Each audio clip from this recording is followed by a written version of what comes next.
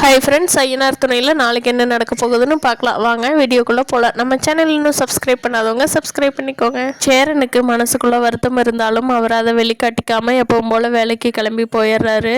ஆனால் நிலா அதை கொஞ்சம் கூட ஏற்றுக்க முடியல. என்னதான் கொஞ்சம் நேரம் ஃப்ரீயாக இருந்தாலும் ரொம்ப மனசு கஷ்டமாக இருக்குது. பல்லவனை கூட்டிகிட்டு கோயிலுக்கு போகலாம் பல்லவா வான்னு சொல்லி நிலாவும் பல்லவனும் கோயிலுக்கு போகிறாங்க. கோயிலுக்கு போகிற வழியில் பல்லவன்கிட்ட கேட்குறாங்க நிலா, என்னடா பல்லவா, உங்கள் அண்ணன் சோழன் இவ்வளோ பொய் சொல்கிறாரு, அவர் சின்ன வயசுலேருந்தே இப்படித்தானா என்னன்னு கேட்குறாங்க. அதுக்கு பல்லவன், இல்லை நீ எங்கள் வீட்டோட சூழ்நிலை அப்படிங்க நீ.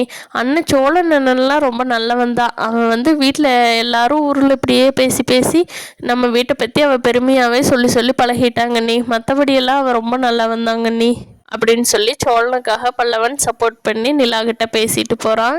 கோயிலுக்குள்ளே சாமி கும்பிடலான்னு போகிறப்ப அங்கே கார்த்திகா ஓரமாக உட்காந்துருக்காங்க. அதை பார்த்த நிலா ரொம்ப கோபமாயிருது. கார்த்திகாவை பார்த்தோன்னே அவங்க ஒன்றும் பேசக்கூடாதுன்னு சொல்லி ஒதுங்கி போகிறாங்க. ஆனால் கார்த்திகா நிலாவை பார்த்துட்டு நிலான்னு எந்திரிச்சு வர்றாங்க. கார்த்திகா, தயவு செஞ்சு பேசாதீங்க கார்த்திகா, உங்களால் நாங்கள் பட்ட கஷ்டமெல்லாம் போதும், தயவு செஞ்சு பேசாதீங்க எங்கள் கூட அப்படிங்கிறாங்க.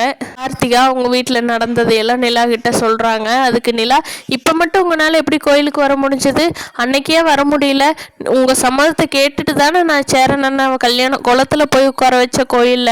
அண்ணனுக்கு எவ்வளோ கஷ்டமாக இருந்திருக்குன்னு தெரியுமா, என்னை விட உங்களுக்கு தான் அதிகமாக ஃபீல் ஆகும் அப்படிங்கிறாங்க. அதானே, நீங்கள் வெளியே ஒன்று சொல்லிவிட்டு உள்ளுக்குள்ள ஒன்று நடந்துக்கிறீங்க, உங்களுக்கு எப்படி ஃபீல் ஆகுச்சே, நான் லூஸு மாதிரி உங்கள்கிட்ட அதையெல்லாம் சொல்லிட்டு இருக்கேன் பாரு அப்படின்னு சொல்லி நிலா கார்த்திகாட்ட சொல்கிறாங்க. அது கார்த்திகா, இல்லை நிலா, என்னோடய சூழ்நிலையெல்லாம் சொல்லியுமே நீங்கள் புரிஞ்சிக்க மாட்டேங்கிறீங்களே நிலா அப்படிங்கிறாங்க.